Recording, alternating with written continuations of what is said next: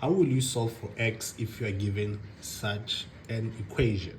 The first step in solving such an equation is to separate 5 to the power of x plus 1 into two separate bases, and also for this one. So let's do it.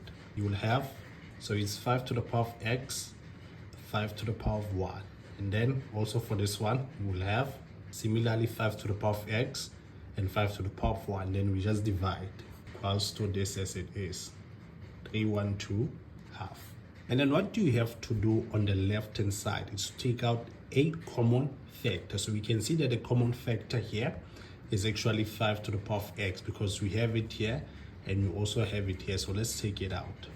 So you will have 5 to the power of x, open bracket. So when we take out 5 to the power of x here, we'll be left with 5, right? So we're gonna write it down, 5. And we write this negative symbol.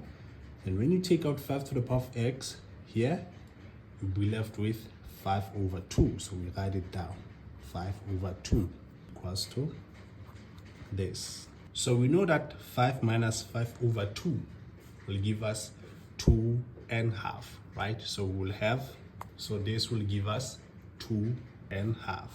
Okay.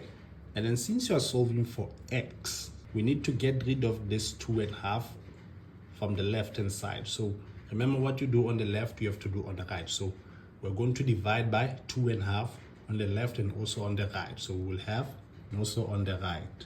And then we know that this will cancel out with this.